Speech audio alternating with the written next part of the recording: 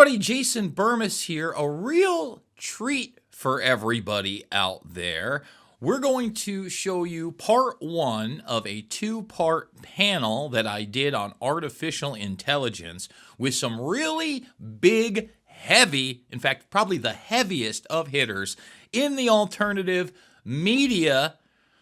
When we're talking artificial intelligence, you want to be talking to James Corbett, Whitney Webb, The Last American Vagabond, and beyond. This is an ultra panel. Stay tuned, and we'll come back at the end. Hey everyone, this is Derek Bros with the Independent Media Alliance, and welcome to another panel. We got a full house tonight. We're going to be diving deep into AI, and we want to get to it as quick as possible. But before we do that, just a couple of quick announcements. Ryan, I know you got something big to share with everybody. Yes, we want to start off with this pretty great announcement. Shared. Hey everyone, this is Derek Bros with the Independent Media Alliance, and rookie mistake. We're gonna get started with this opening from Odyssey, which I think is it's pretty cool. It's pretty nice, kind of overlay of not just the portal that they're starting, the decentralized internet aspect, but really kind of shouting out the Independent Media Alliance. I'll just give you a couple of the parts that I think were important. As they just said, decentralization in action. Odyssey welcomes the Independent Media Alliance to Portal. At Odyssey, we've always believed in giving creators the tools to control their own destinies. That's why we're thrilled to announce that the Independent Media Alliance, a coalition led by Whitney Webb, Derek Bros, and Ryan Christian, will soon be launching its own portal within what they're calling their emerging decentralized media ecosystem, or DME. This is more than just a new partnership, they wrote. It's a powerful demonstration of what's possible when independent voices are equipped with the right tools to protect their editorial integrity and speak directly to their communities without relying on the whims of centralized platforms or algorithmic gatekeepers, which I think, in the AI conversation, that's definitely relevant today. It says the portal is the product of years of work toward a single goal, building a publishing infrastructure that puts creators in full control. With Portal, we're moving beyond video, offering a complete decentralized publishing platform that functions more like an independent website builder, but with freedom, resilience, and sovereignty baked into the core. Every portal, including the IMAs, operates independently. Creators and collectives manage their own commenting systems, messaging, monetization, everything about it. No centralized authority deciding what's acceptable, just creators and their audiences building relationships on their own terms. The Independent Media Alliance, they wrote, is exactly the kind of project we had in mind when they built this portal. And basically, they say everybody involved with the Independent Media Alliance represents a bold, principled tradition of investigative reporting that refuses to be silenced by centralized interests. Lastly, with their portal, the IMA they wrote won't be just published content. They'll set their own terms for distribution, engagement, monetization. They'll lead a living example of what decentralized journalism looks like in practice. And we're proud, they wrote, to support that every step of the way. It says, we believe the IMA's move to Portal signals something larger. It's a turning point, not just for Odyssey, but for the media landscape as a whole. And I really agree with this in a sense that this is a new step with the decentralized internet direction and really just what we're doing. And I'll also point out that there's no financial mechanism in all of this. Odyssey supporting this because they believe in what we're doing. And I just think that's important that, we're trying to strike this out in a new direction. So anyone wants to comment on that, I think it's a pretty amazing step. And then we'll go give it back to Derek and get going. All right. Well, no thoughts on it in general. I'm just excited to announce it. But, did Derek drop off? I think he'll be back in a second, okay, but I just wanted to say. Yeah, go ahead, Keith. I'll throw it to you. Go ahead. Yep. So this is my first panel. I'm super excited to be here with the rest of you greats. And we've been watching the development of Portal, and it is really, really exciting to have that contained. And, I know how hard building software is. So I think when this platform launches, Portal, it'll be the perfect way to combine forces together. And I know we all have audiences, and that's kind of the problem right now with decentralization. We're all fractured. So here, there's going to be some sort of unification, and I think it'll make a big splash. So I'm really, really excited. And I'm glad you're here as well. I'm glad Whitney's joining us today. And I think this is going to be a really great panel. And so the main focus of today is focused on artificial intelligence, and really just as a broad sense, its influence, how it's changed everything, but specifically research, investigation, media, and anywhere else we think that relates. And I'll just kick it off with kind of the overarching, what really the main things that I thought, and then we'll kind of go around and everyone can give their kind of thoughts on where this should go. I see this as four main focal points for me that I think stand out, and that is just individual researchers using AI, being manipulated by it, trusting it blindly. Ryan, Derek is back. Can you add him on? Yeah. Give me 1 second. Let me. All right, let me keep doing that real quick, and then we'll go back to Derek. So my point was individual researchers is an obvious important point to people being manipulated by AI online. Then there's journalists that use this and potentially lean into it too much, as well as also maybe blindly trust it. And medical aspect of AI manipulating, we talk about vaccines, medical research, and then just government in general and the 50,000 ways that could apply. But we'll also talk about the obvious benefits of how this can be used. So go ahead, Derek, you want to kick us off? Yeah, so thanks for that, Ryan. And I want to just go right into it. Again, we've talked about everybody here being crunched on time. I want to start by playing these two videos. I hope Patrick Wood will join us. He is, part of the Independent Media Alliance. He was on the past panel. So I don't really want to speak about Patrick without him being here, but I do believe he'll show up. And so this kind of came out of a conversation I saw happening online where different people, some who are more well-known than others, or just, people following who were like, I'm so disappointed in Patrick Wood and his latest show. He said he's going to use AI and he made some comments about AI. This is the guy that's been warning everybody about technocracy for decades. How dare he? And I know that we have, a wide range of opinions in here. So the main focus, kind of original idea was like, just to let everybody here share, have you used AI? Where, how is it valuable? Are you super no AI in any way at all? And just kind of see where that conversation goes. So if we could just start, Ryan, by playing just those two short clips. This is actually from Patrick's show where he speaks for himself and says some things about AI that triggered some folks. AI for our own purposes, as long as we can, it'll be censored, it'll be destroyed probably at some point, but for now it's a useful tool to uncover things that you would not otherwise see on the internet. And there's research. If you don't use it, you're going to be left in the dark, I'm afraid, because if you do use it, well, you're going to see you have more useful information coming into your brain. So I think that was the main thing that triggered some people right there. His saying, if you don't use it, you're going to get left behind. I think that was, a bridge too far for some people. But so I just want to use that to open the door. And of course, if Patrick shows up, give him a chance to elaborate on that. Of course, as we usually do, when you go around, guys, please just introduce who you are, where you're, working from, or, what outlet you have. And maybe we could also start with, do you use AI? And I'll just start that and then pass it out to whoever wants to jump in there. First of all, I went and actually defended Patrick in the Twitter argument there and basically said that I didn't think it was that big of a deal, that AI is a tool. Obviously, we all have concerns here and about the direction and the way it's going to be used, AI governance, et cetera. But I guess I wasn't that offended by what he said. I mean, for some people, again, who maybe expect those of us who speak against technocracy, they might also think that that means we're anti-technology, which I think is a big confusion some people have, equating technocracy with technology. So yeah, I didn't really get that triggered by it. My personal use of AI has been extremely, extremely limited. I, for example, use it to transcribe videos sometimes so I can get quotes for articles instead of having to sit there and listen and write them as I have done for years and years. So that is just a time saver. I've used it recently to transcribe, and I'm talking about two specific programs, not ChatGPT or Grok or these others. I've used it to transcribe like 250-year-old handwritten documents about the Jesuits that would have taken me a long time to try to look at and decipher myself. The AI does it, and then I go in, of course, with my human eye and check it and see what's wrong. But I've only used it in limited ways like that. I've played around with asking Grok some questions to show that it can be wrong. I've had it fabricate quotes out of books that I have on my shelf and it's telling me, no, it's on page 29, paragraph 2, sentence 3. And we'll just keep going and going until I'm like, look, there's nothing there. And then it's like, whoops, sorry, I wasted all your time. I just must have taken some information from other places. And so, yeah, I'm not an expert on the actual use of it, but overall, my general view is that it can be very useful for time saving and things like that. Of course, the bigger concern is just like with Google Maps and GPS in general, people give up their own navigation skills or other skills. And we've already seen this. Like you see this all over Twitter where people just say, at Grok, is this true? Like instead of doing any research, it's like, Grok, is this thing true? And then, they go with whatever that answer is. And that's kind of where their research ends. So yeah, those are my initial thoughts on this whole thing.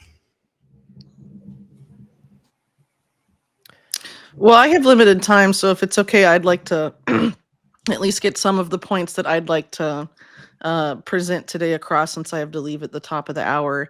I think right now we're at the building trust phase of AI. the carrot opposed to the stick.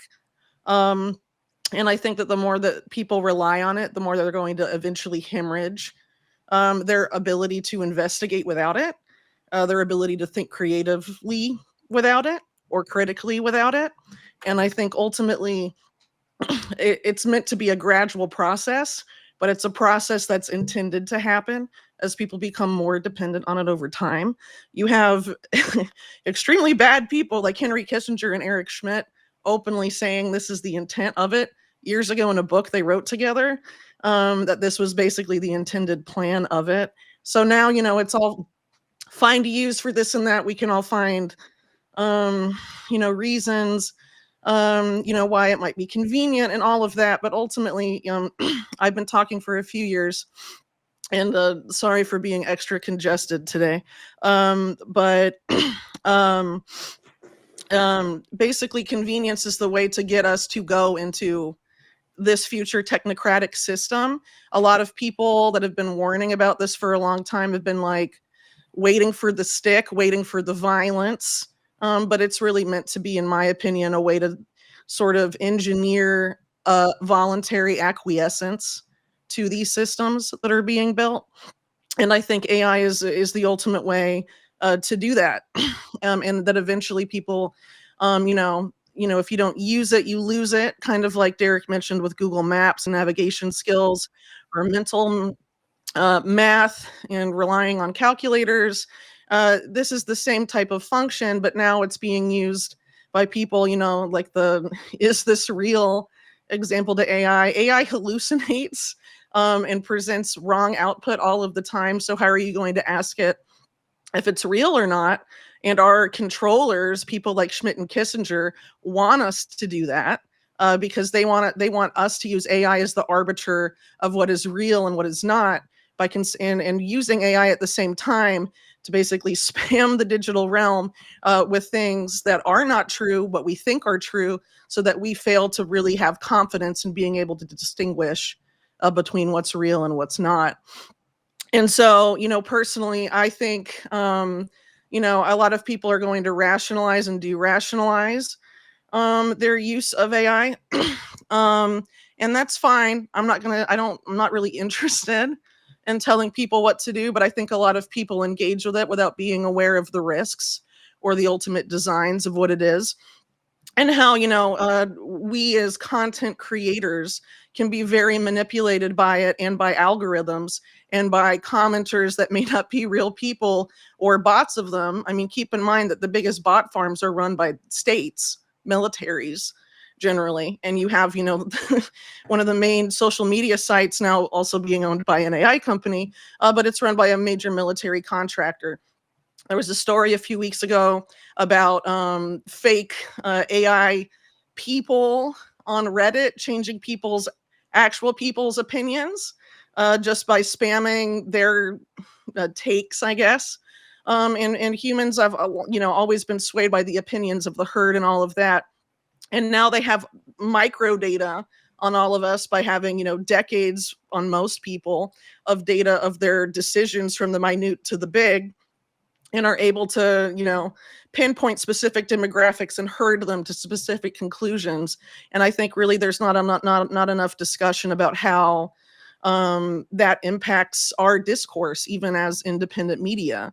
Obviously all of us like to think of ourselves as independent free thinkers, but if you post a video or post a thing and it's spammed by some comment, bot army that's super negative about it, maybe you won't talk about that stuff again, and you'll think they're real people. I mean, a lot of us don't necessarily think about that because, the internet, even 5 years ago, was really different than it is today. Well, I have more I could say, I guess, but I think the risk benefit of a lot of this isn't necessarily talked about because people are just kind of reaping the small, convenient benefits of it, which is fine.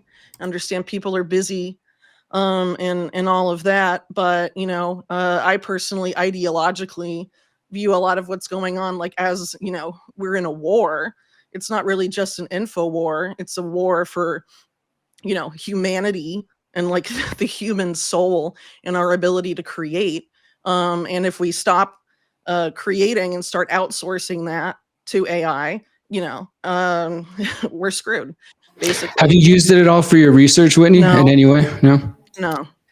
Well, let me go ahead and piggyback on that, since this is a perfect, opening. And just for those listening, I believe there's a lot of different opinions in the panel today. So I'm sure there are. Yeah, no, I mean, in a positive way. Like that's why we put this together, because all of us are coming at this from the very skeptical perspective. But so I'll make the first step in that direction, where what's funny is I'm right there with Whitney and in my skepticism, my concern. I 100% agree with everything she just said about how it's being used. And there's no real but coming in here. My point is that I have been very adverse to it, to the point to where I absolutely wouldn't even look at it, wouldn't touch it, until the first time I decided to. I said, okay, I was noticing, well, two things was, I think the first example, what some of the other people will mention today, is sort of like trying to find a date that I couldn't find. For example, on Brave, somehow convincing myself that Brave was lesser evil, kind of a dynamic. And so that started to open the door for me, which I talk on my show about how I got frustrated about that, but it's, trying to resist that. But then at the same time, the real part that I started to use it at, and I'm going to keep doing this, at least for now, because I think there's an irrelevant point in here, even though I agree with Whitney's point, and she's probably right that maybe it's an overall negative. But the whole Grok thing, what I find so interesting, or whatever platform, is that there are people that do blindly trust that, especially from the partisan angle, that it's somehow a conservative thing or it's Elon's thing. And so they do use it as sort of like, see, you're wrong because Grok said. But then this interesting dynamic starts happening where they're almost now attacking it because they have lefties, I guess, going, does Grok, is that true? And it's showing that they're wrong. And so it's like this interesting back and forth where I've started to point at it and say, but look, your thing is saying that you're wrong, not to say that I blindly trust it. But I agree. I feel like that is, just I shouldn't be doing that, quite frankly. But I do find that there's a benefit in that moment. And so it's kind of that give and take about whether it's worth it, whether it's a long run negative, which I do flatly think. And so, but my overall point is that I do think that it's dangerous. I think we're training these models for them. I think we're building our control structure, right? At the same time, though, I do know that there are beneficial aspects like Patrick's talking about. I'm sure others, I think, are going to mention the use of this in research, how it is very powerful. But I think I'm right now at the point where I don't think I'm going to allow myself, even if I think it's a possibility that will help me, to go any further than I already am, maybe even stop doing that. But I do see the benefit. And so it's like, I'm always trying to be careful, like the internet point, that we don't miss the forest for the trees, don't lose a tool that may be used to fight back against the system. But again, want to reiterate, I pretty much agree with exactly what Whitney said. And I think we are hurting ourselves by using it, but it's a difficult time. I'd like to add on to that. And first of all, thanks. It's really good to be here with y'all and on such a spicy panel, might I add. For those of you who don't know me, my name's Hakeem, and I just want to add on and say that I agree with everything that's been said so far. And we can all agree, even the people who use AI can agree that they're getting dumber by using it if they're depending on it too much. But I want to push back a little bit on this was designed as a weapon to control people's minds, because you could make the same point with the internet, that DARPA created it to actually be a surveillance, a system for surveillance that capture data all over the world. And then it ended up being the reason why we can have so much knowledge from different time periods and do this research. And just it's kind of like it's interesting as like a neo-Luddite to oppose it, but you're having to use the internet at the same time to get your point across. And I consider myself a techno-optimist, but I was super resistant to AI for a very long time.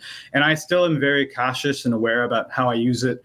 But I do think, like everything that's been said so far, like the feebleness aspect, people don't know how to tell directions.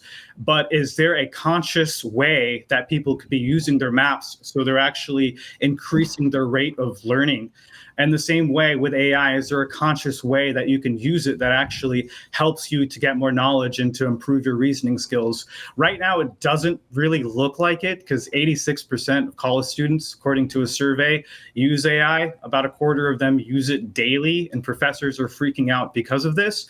But for myself personally, as a software engineer, I was super resistant to it, like I said, and then I started to use it for small things like debugging.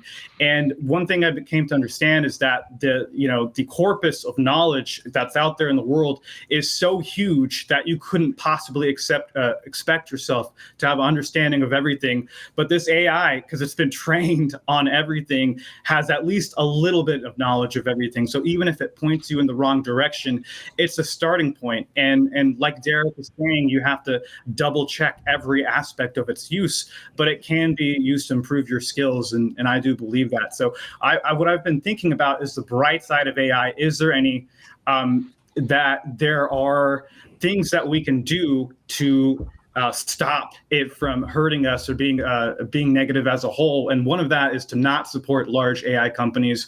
So as quickly as I could, I saw what ChatGPT was doing, which I didn't think it was that good in the first place. But I started running AI at home on an air-gapped system that's not connected to the internet, running your own local models, which is a tiny step in the right direction, because at least you're not feeding back to the surveillance infrastructure. And then also to check in with your own knowledge and intuition and reasoning at every point, not just accept any answer it gives you, copy and paste it and present it as your own ideas, but to really be critical of what it's saying and to go back and research it and to use it as a tool and use it to improve your skills. I think there are some things that have been good about its use, but generally it's like one of these technologies where as a Luddite or a neo-Luddite, you want to fight it, but also the genie is out of the bottle, and how do you put it back in? Honestly, how do you put it back in? And so that's another question I think would be really useful to talk about. Are the people using AI, specifically in my mind, I'm thinking the tech companies, are they just going to surpass everyone else? Well, but I know that's a lot. Please. I want to jump in here because, first of all, I don't think you can put anything back in the bottle. I don't think that if it's in the public arena, it's in the public arena right now, and you're going to get derivatives of it no matter what. Now, I want to start this by saying I actually use AI on a daily basis, but not for research purposes, ever. And I'll get to where I've used Grok in the past, and it's usually I find Grok to almost be a mirror image of the narrative that you're willing to accept, because it is very deceptive. Where I end up using AI is Photoshop for my thumbnails. And again, you kind of see a mirror image of what you feed into the AI. So if I want a thumbnail to look a certain way, like an artist or some kind of a wallpaper, I grab it and then I prompt it, and it'll give me a dozen things in a couple of minutes. Now, as a graphic designer, my first desk job creating these type of things, obviously I see the moral conundrum. But at the same time, it is the next tool. When we talk about, and really the AI conversation, I think, is going to end up going further than this, but we've really talked about language models and our interactions with them, right? I think we're in the beta phase of narrative management. This idea of hallucination is ridiculous. It's programming. We have to acknowledge that. So, for instance, when I first asked Grok to just assess my Twitter feed, in the first 2 sentences, it lied about me and said that I was basically this person that said people didn't even exist. Like, I made people up. It's in I have the 4 prompts. So I challenged Grok on it. I said, well, who has Jason Bermas ever said didn't exist? And then it brought up Flight 93, that I had questioned what happened there. And I said, well, I never questioned who was on that plane, and it apologized to me. And now it starts placating to you and telling you how Isn't smart it nice you are. when it apologizes? It'll apologize to you. Now, the really interesting thing is, you brought up DARPA and the ARPANET. So one of the tools that I did use it for was online showing what the AI will show you about the creation of Google. And at the very beginning, you know how sometimes you'll get a Google AI representation?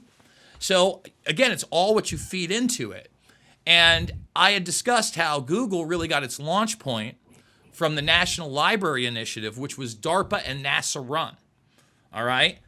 So when I talked to Grok about it, Grok obfuscates it, and then you bring it up, and then like, oh, well, you're right. And then you bring up it's got contracts with In-Q-Tel and the military industrial complex in artificial intelligence and quantum computing, NASA in particular. And then it tells you, well, that's the conundrum, isn't it? How can we trust the AI when it's programmed by these entities? So again, it makes you feel smart, but it's testing the waters all the time on what kind of narrative it can push. And that is the real danger, because like you guys have all said, people are going to start trusting this stuff for their medicine, their everyday life. They're about to give up, a lot of people already have, their, to autonomous cars. Like in Phoenix right now, it'll be a cold day in hell before I take an Uber that doesn't have a person in it. All right, I'm just saying. I'm gonna leave it there because we have such a vast panel and I want people to get into it. But when we are talking large language models, we're in the beta right now. We're in the narrative management phase, and like she said, the trust building phase. How many people are going to buy into this and a new telemedicine person? Because we do have AGIs that are getting better and better. Hell, they just let that dead guy have his sister make a AI-generated impact statement against the guy that killed him, and they admitted that in court. I saw that. James, you want to jump in here? It's your first time being on the panel. We haven't heard from you in a while. Do you use AI at all? Before I answer that, let me just say, I wish Patrick Wood was here because, man, I don't know if I'm like Kanye level offended, but I am offended by those statements that he made there. Yeah, I have things to say, and I'd like to have him here to hash it out. But anyway, do I use AI? Is a great question because as you were talking, Derek, I was thinking to myself, well, no, of course not. But then you talked about, machine transcription of, reading the Jesuit text or whatever. And then I realized, I use the machine transcription all the time. Like when I do a transcript of one of my podcasts, of course, I'm not sitting there typing out every word.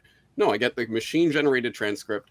I send that over to my human editor, Susan, in the US, and she goes through it and makes sure it's all right and, puts the words in the right order and corrects the grammar and spelling and all of that. And then I publish that. So if you call that AI, then yep, you better believe that I use that. And in fact, that was one of the things that really first clued me into where this exponential curve that we're on was starting, because I always tell the story back in 2014, whenever it was that YouTube added the automatic captions to their videos. And I remember turning them on at the beginning just because it was such a laugh. You would turn them on and they would just be gobbledygook, total nonsense. And I would just laugh, the stupid machines can't tell anything. Great. And then I tried it again like a year later, and it's like, it gets it every single word exactly correct. And now it's at the point where there are times when I'm watching a video and I can't hear what the person said. I turn on the auto transcript and it hears it. That was the word. Oh, right. So yeah, that got really spooky really quickly. And that's the kind of exponential curve we're on generally with this type of technology, because Ray Kurzweil is a stark raving lunatic on a number of things, but I think he's right about exponential technological trends and what that means and how quickly this entire conversation in 2025 will seem like something from a previous century 5 years from now. Having said that, the only other use case that I have for AI is, as Jason was saying, I have used Adobe Firefly a couple of times when Brock was not available to make a thumbnail for me. I need a thumbnail. I need this image of this thing. Okay, go for it, Adobe. Make this image for me. And I have used that a couple of times. Having said that, I want to put out a couple of requests. First of all, to independent media producers generally, please stop publishing articles about this incredible conversation I just had with AI. That is not a news story. I don't care. That is not interesting. It is not groundbreaking. AI is going to tell you whatever you want to hear because it is not there to make some sort of case based on facts, logic, and evidence. It is there to be a persuasive argumenter. And that's exactly what Whitney was talking about with that. Hey, did anyone see that story? The researchers went into that subreddit about, change my mind or whatever that subreddit was, and used AI to basically hone their models so it would become more persuasive at changing people's opinions. That should tell you a lot about where this is going. So independent media producers, please stop telling me about your conversations with AI. I couldn't care less. Secondly, for people out there in the general audience, please stop sending me emails about your conversations with AI. I couldn't care less. Please stop sending me your AI-generated music. I couldn't care less. That is not music. You are not writing songs. You are putting prompts into a machine and it's generating stuff for you. That is not art. That is the antithesis of art. It takes the human creative element completely out of the equation. Why would I care about that? I am on team humanity, not team machine. So please stop sending me that crap. James, on just real quick on that measure, that idea of it not being art. Obviously, there will be people who take a different position. I went to this debate years ago between this artist Android Jones, who does digital art, and people who were pure painters before said, "Oh, digital art isn't real art. You're using computers, etc." And there was a debate between him and then other artists, if you will, who create AI generated images. Like, for example, I have a friend who's created an entire tarot deck that is AI generated, and then he packages it and sells it. He prompted it until it got the look he wanted. Do you think it is as simple as just saying that's not art, or do you think that really does come down to just personal opinion, or do you feel strongly about it? No, I think it is as simple as that. That's not art. I definitely feel that way with music. I've taken an aesthetics class at university, so I know a thing or two. Let me say this. The only thing I learned in that class is, what the hell is art? I don't know. So don't take it from me, I guess, is what I'm saying. Okay, but just generally speaking on the AI subject, I do have my qualms, as you can see, about AI. Of course, it is wrong. It hallucinates. We know these problems, right? But you could imagine, oh, that's just some, bugs they're going to wrinkle out of this. Whatever. They'll iron that out eventually. More importantly, it is making your brain atrophy. There are already signs of the cognitive decline of the people who over rely on AI to do their thinking for them. But okay, some people will take it too far, but as long as you know how to use it properly. Okay, so how about the controlled, centralized nature of the AI implementations that most people use, the Groks, the ChatGPTs, etc. That obviously is a tool point for potential censorship and control in the future. I think exactly as Whitney said, this is the carrot phase. There will be a stick phase. And it's coming a few years from now. Suddenly, wow, this isn't as useful anymore. Now it's just telling me all the propaganda stuff. But that could be countered, like Hakeem says. Well, just run your own local implementation and make sure it's air gapped and don't connect it to the internet. So you got your own, as Ernest Hancock often says, I want Jarvis, not Siri, as in I want my own personal implementation of this, decentralized, off the grid. Okay, all right. Also, another problem with this. The only information that AI ever has is digital information that has been digitized. So all it knows is what is on the internet or what has been pumped in through digital channels. It knows nothing about the actual real world that has not been digitized yet. So that's kind of a flaw. But all of those things are, you could say, well, they'll get better at it. It'll be, they'll refine it. But no, the fundamental problem is what Whitney points at. This is an existential threat to humanity. We are going to lose what it means to be human the more we attach ourselves to these machine implementations. And it is not some easy step that I'm saying, oh, okay, so just don't use AI and we'll all be fine. Because I will admit, as Hakeem was talking about there, what's the difference between using internet for your research and using AI for your research? Hey, look at it this way. I use Wikipedia. Now, how do I use Wikipedia? I go straight down to the references at the bottom and find the article that they're linking to and go read that and see what, I don't cite Wikipedia. Honestly, the people who write those articles, AI told me this, are like the people who cite Wikipedia, right? Like, no, you don't understand how this works. Maybe you have a conversation and it tells you something and you go and find it independently and you cite that. But no, I use Wikipedia. So what's the difference between that and using ChatGPT, right? It's just a tool. I get there is definitely a murky line here, and none of you would know anything about me if it wasn't for the internet and my use of this digital technology. So I'm not floating on a cloud here. I'm not saying there's an easy answer, but I know where this is heading. I know the path we're on, and I do not want to end up at that end path because we are birthing the silicon intelligence that will be the new life form that eclipses humanity. And I don't want to live that Ray Kurzweil nightmare. Thank you. In the same way that the internet itself is an extension of a pilot program from DARPA, and it stemmed from that, from ARPANET, and became that. AI is an extension of that, especially where Grok is concerned. XAI, which started out of Pentagon, out of DARPA, owns Twitter now. X or whatever it is, I mean, it's so there's no real pushback, Hakeem. It's just this is an evolution of that. And we're, the convincing argument for a lot of people right now is use AI as your search engine. Well, if you're not double and triple checking and stuff like that, then you're doing it wrong, and I mean, a bad carpenter always blames his tools, right? Like, it's always the tool's fault.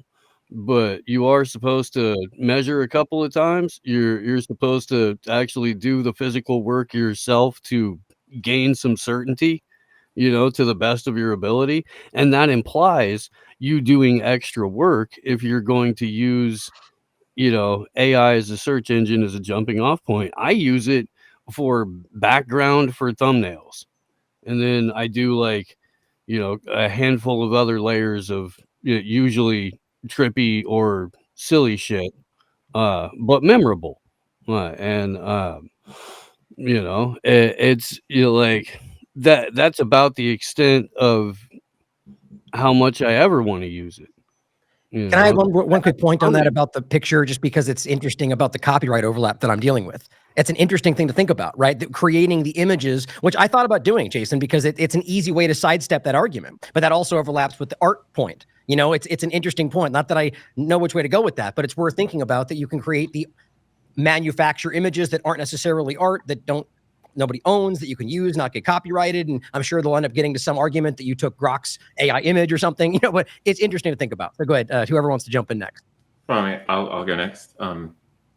I have used AI in the same way Jason and James have said. I sometimes you just need a picture and you just need it, unfortunately. And even if you sign up to proxy services and stock services like Adobe Stock or whatever, half the images in those stock libraries are AI generated anyway, so you're just using AI by proxy. It would never even occurred to me to use it for words, because I'm precious about my words, I suppose. But coming at it from a writer's point of view, asking someone to write it for you, it makes me feel uncomfortable.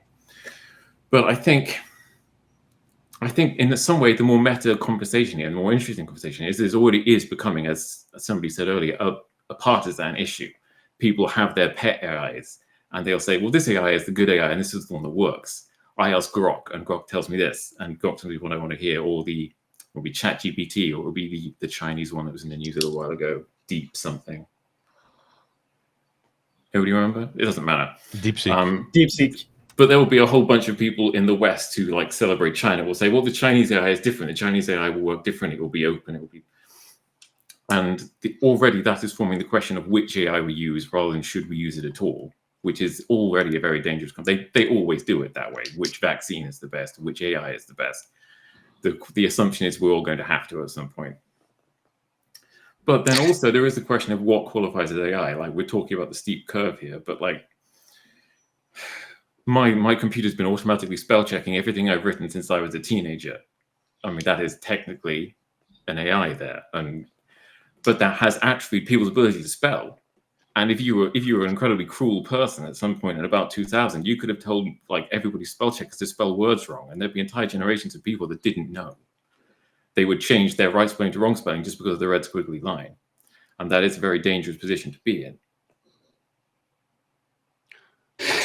Yeah, so is there anybody in this group that feels like, Hakeem kind of pointed to it, James touched on it as well, but the idea that there is some ethical, moral, or way to use AI that defends our side. So for example, there's Venice AI, that's an open source, privacy-based AI chatbot that, says it's not going to censor, et cetera. And it's a little different than Grok, I would say. I'm not vetting it or, vouching for it or anything, but there are people who are trying to do things like that. I've also seen one of my friends developed an empathy bot, as he calls it. It's an AI model that he fed nonviolent communication and all kinds of other, communication tools, and use it for a therapy bot for people, which again, I know some people just feel like any use of it, anything that replaces a human is scary or is weird.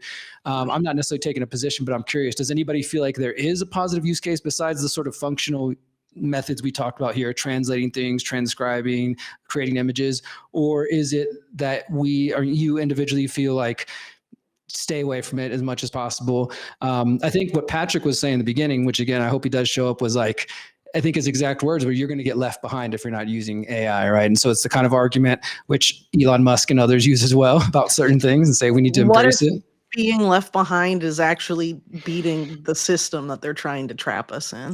That I could don't be true know. too. Why? What if we don't want to be a part of whatever they're building? I mean, which I don't think most of us here want, right? Yeah. So just thoughts Left on that. behind Like, from the brain Well, chip. I don't know. I- Oh I- no. I I want would to hear. say- I want to hear her voice because you haven't been in yet. But before, sorry, I just want to make a stupid point related to what Kit just said about the spell check thing, because actually, I think it's a deep point. The red squiggly line tells you you've spelt it wrong, but for some reason, that's always default set to American spelling. So it's always trying to tell me that there is no U in the word color. I know there is a U in the word color, unlike you uncouth Americans who don't know how to spell. And so I, eventually, over decades of this, I start to forget. Wait, canceled has 2 L's, right? Right? It's not 1 L like those silly American.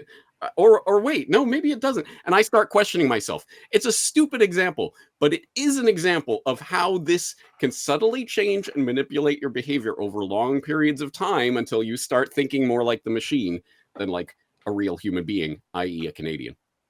Yeah, I guess I'll chime in. I think you're both right. So I agree with James that the end game is the abolition of man. So this trajectory that we're on. But on the other hand, it's like I don't feel the line in the sand has been crossed because we're using DARPA internet. You think of the search engines like Google, ChatGPT is the next phase of the search engine. So, and I kind of have a guerrilla mindset that we kind of have to use whatever tools that we have. So for me, because the other alternative you guys already mentioned is go live in the forest. Go live in a homestead in an analog sort of world. I'd like to do that. I'm trying to, but it's very difficult, and so I think we just kind of got to make do. But I think eventually, maybe there will come a point where we reach that line in the sand as a collective or as individuals, and it'll be different for different people, and we'll say, no, I'm not crossing that line. And for me, the biggest threats when it comes to AI is the dumbing down, which was already mentioned. We're seeing it all over the place. I had experience this week. I was a guest on the podcast. Great people, bless them.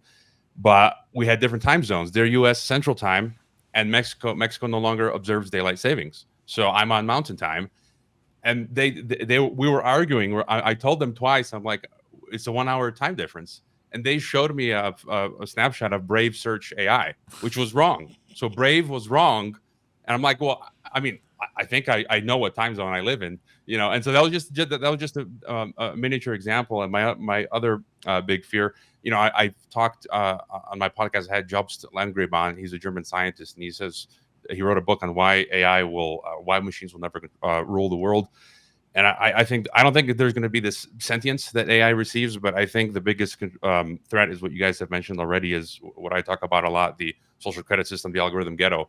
And so it's just going to be this tool that allows them to bring in all this data, sift through it for the digital ID systems, for the digital passport system, for the weapons systems like Lavender, right? And the Skynet, I joke, that's always becoming self-aware. And so I think that that's the big threat that ultimately allows them to sift through the info that's going to be used against us. So let me say this. I thought that was the direction we were going to be in. I was going to be talking more about, for instance, Sam Altman just moved the WorldCoin. You talk about social credit scores, the blockchain project to the United States, and they're launching in 5 different states. They've also taken the Loch Ness-like orb and they've made it into a cell phone-like device.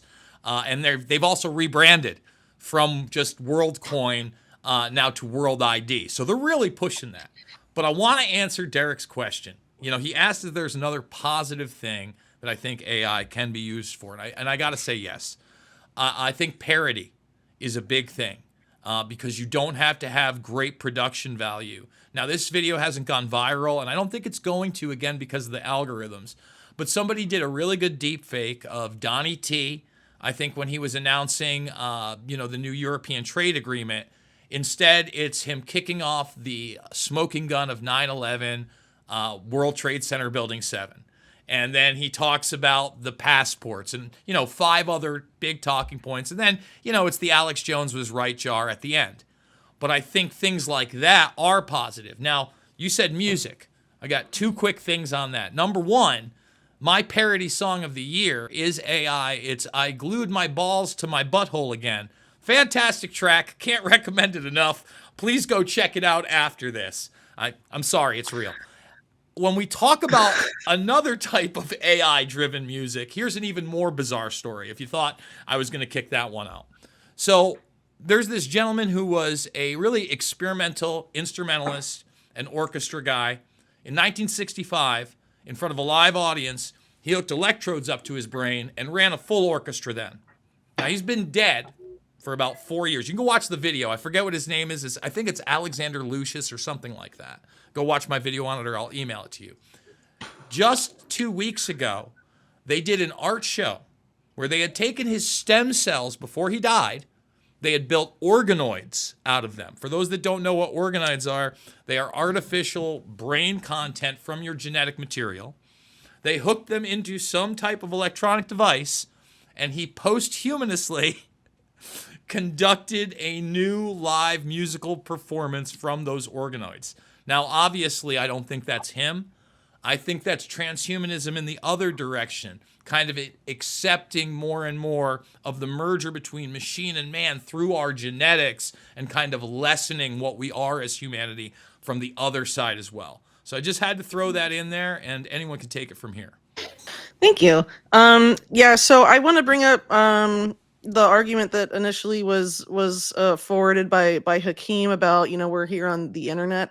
So I personally think all of these technologies that have at their inception some sort of national security state component that have become widely adopted have a carrot and a stick phase. And I think the internet has had a very long carrot phase. But if you go and look at the origins really of the internet in the 90s, it was a lot of framing it as decentralized and all of this and getting people on it, getting people to trust it and become dependent on it, which now the world is, especially economically. And then you want access to the internet, you have to use our digital ID system or our programmable surveillable money system, etc. Like that is the stick that we all kind of know is going to come at some point, right? Because it's centralized through the ISPs. You want access to the internet, you have to go through an ISP, and how many meaningfully decentralized, freedom-loving ISPs are there? Well, not many. And for places that didn't really have access to an ISP before, they're all being herded onto Starlink, which is basically an extension of the US military, right? And so I think, in addition to that being the case for AI, I think it was true for things like Bitcoin, which was framed as initially decentralized freedom money. Did it have that potential just as the internet had that potential at one point? Sure. But now it's being herded into not being a medium of exchange, which is the only use case, in my opinion, that would allow it to be any sort of freedom money. And it's moving into, strategic reserve asset for Larry Fink and, the oligarchy. And combining it with stable coins and all of that makes it an Orwellian system that's no good. So at least no good for freedom. Depends on who you're talking about, I guess. And so I think AI is ultimately going to go in that same direction. Are there decentralized AI companies now that are small little guys? Sure, but at some point, the big guys are going to take the cake, right? Because AI is only as good as the data it has access to and it trains on. Who can afford to have access to the big troves of data? The people that are really teamed up with the state that hoovers all of that data up about us consistently. And I think a lot of it, I also want to bring back my point that I made much earlier on about how a lot of these incentives of the algorithm as independent media creators have changed us, maybe compared to when we started independent media. For some of that was about a decade ago or so. And for me, and I can only really talk about my case, but my interest is I have content that I am interested in writing about. I want to put it out. I'm not a fast content person. I put out stories when I have them. Sometimes, like lately, I've had to do a lot of kid stuff, so I haven't been writing as much. But I don't personally have to put out a thing every day or every week like a lot of people do. And so, I'm a little delinked, I guess, from some of those incentives, but people that have them, there can be a pressure to talk about certain topics that they feel like everyone is talking about, or incentivized to, respond to negative comments, or get involved in online drama and all of this. And I think a lot of the way social media has developed recently, and the censorship stuff that's happened, there's like conversations that need to be had that haven't been had. Like, I think inevitably platform hopping, which has been like the independent media response to digital censorship, is eventually it's a dead end. Because originally it was like, oh, we're gonna go from YouTube to Rumble. Oh, the Rumble that like JD Vance invests in and Peter Thiel invests in, and like the whole Palantir crowd has the data of. So much better, right, guys? So I mean, eventually, I'm not saying there aren't good platforms, but we saw it with Gab several years ago. They pulled it out by the roots, by the DNS, and ultimately, a lot of that can be done to anything digital. So, I'm working on putting all of my stuff in physical form, because I really think physical media is the future, something people can read and hold, and they can't just like remotely censor it or cut it off from people. I would love obviously, to. Sorry, go ahead. No, please. Well, I just have to go in like 4 minutes, but okay. I lost my train of thought there. Folks, I really hope that you enjoyed part 1 of this panel. You'll be able to watch part 2 shortly. Remember, this guide is not about left or right. It is always about right and wrong. I absolutely love you guys, and we will see you on the flip side.